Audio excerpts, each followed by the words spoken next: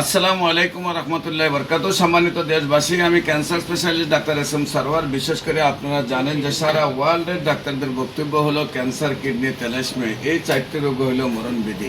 এই চারটি রোগ হলে চিকিৎসা করতে লাগে প্রতি মাসে কয়েক লক্ষ টাকা এবং এক সময় সেই রোগীর মৃত্যু হয়ে যায়। আবার যদি ক্যান্সারের মধ্যে লিভার ট্রান্সফার বা বন মেরু ট্রান্সফার হয় তাহলে 70 লক্ষ থেকে 1 কোটি টাকা পর্যন্ত খরচ হয়ে যায়।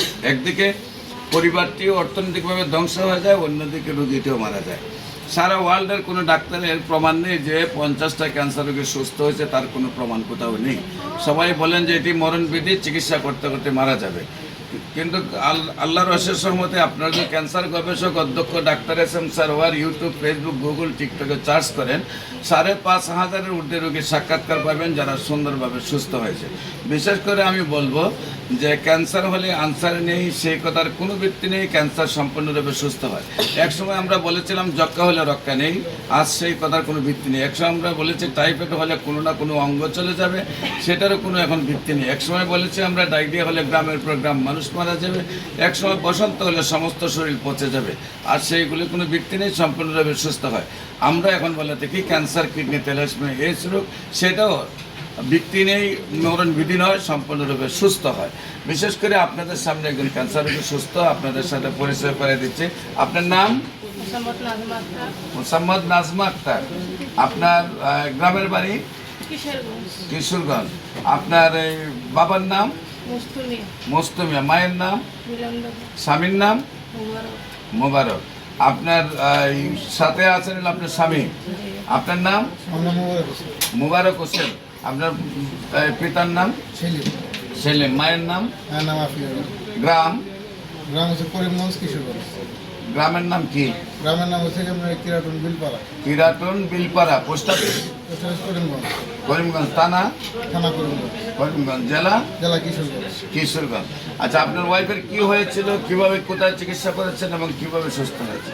আমার ওয়াইফের হচ্ছে যে আপনার এই যে আমাদের কিশোরগঞ্জ সদরে চিকিৎসাকালীন অবস্থায় এমআরআই করার পরে বলছে যে আপনার হাড়ের মধ্যে ক্যান্সার হয়ে গেছে। হাড়ের ভিতরে ক্যান্সার হয়ে গেছে। তারপর ওখান থেকে ট্রান্সফার করছে মহাখালী ক্যান্সার হসপিটালে। ওইখান থেকে পরে চিকিৎসা শেষে আপনার এখানে আসে, মানে আপনার এখান থেকে চিকিৎসা শুরু, এখন সে সুস্থ আছে। আল্লাহর রহমতে চিকিৎসা সুস্থ। আপনার মহাখালীর চিকিৎসায় কি সুস্থ ছিলেন?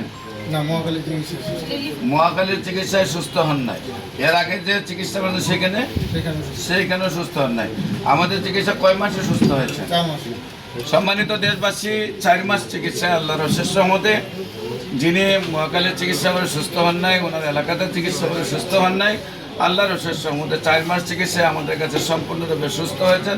আপনি কি এখন সম্পূর্ণ সুস্থ?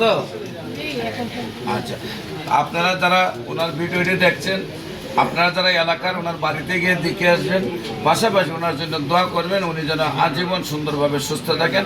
আমরা বলে থাকি বিশেষ করে যে কোনো ক্যান্সারই হোক না কেন, মাথার চুল থেকে পায়ের নখ পর্যন্ত যদি ছড়ায় যায়, সমস্ত বডিতে ছড়ায় গেল, 4 মাস যদি আমরা সময় পাই, সুন্দরভাবে সুস্থ হয়ে যায়।